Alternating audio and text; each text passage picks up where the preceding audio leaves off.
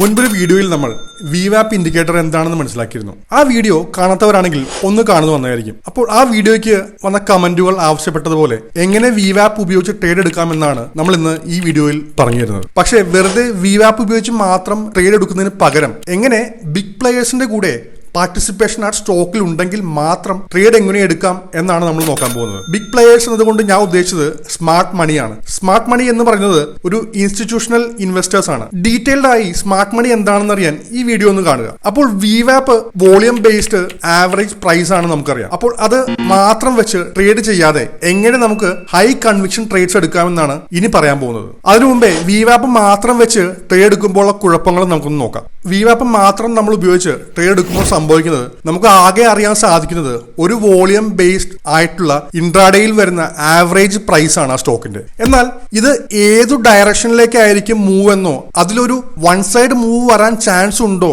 അതിൽ big players ഉണ്ടോ എന്നൊക്കെ നമുക്ക് അറിയുന്നത് വളരെ ബുദ്ധിമുട്ടാണ്. അതുകൊണ്ട് തന്നെ VWAP മാത്രം ഉപയോഗിച്ച് ഒരു ട്രേഡ് എടുക്കുക എന്നത് വളരെ ബുദ്ധിമുട്ടാണ്.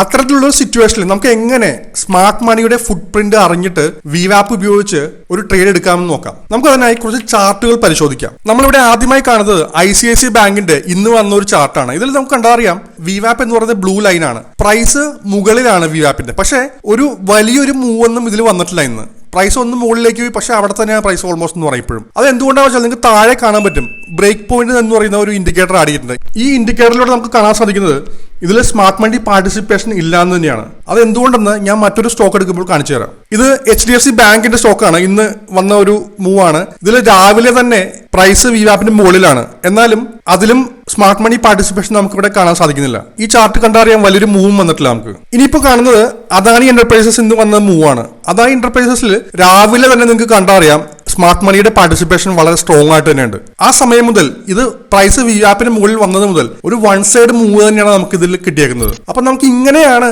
VWAP ഉപയോഗിച്ച്, വളരെ സിമ്പിൾ ആയിട്ട് VWAP ഉപയോഗിച്ച് ഈ സ്മാർട്ട് മണി ഇൻഡിക്കേറ്റർ ഉപയോഗിച്ച് സ്റ്റോക്കിൽ പവർ ഉണ്ടോ, സ്ട്രെങ്ത് ഉണ്ടോ എന്നറിഞ്ഞ് ഒരു കോൺഫിഡൻസോട് കൂടി ട്രേഡ് ചെയ്യേണ്ടത്. നിങ്ങൾക്ക് ഈ ഇൻഡിക്കേറ്ററിനെ കുറിച്ച് അറിയാൻ താല്പര്യമുണ്ടെങ്കിൽ നമ്മുടെ താഴെ കാണുന്ന നമ്പറിൽ ഒന്ന് കോൺടാക്ട് ചെയ്താൽ മതി.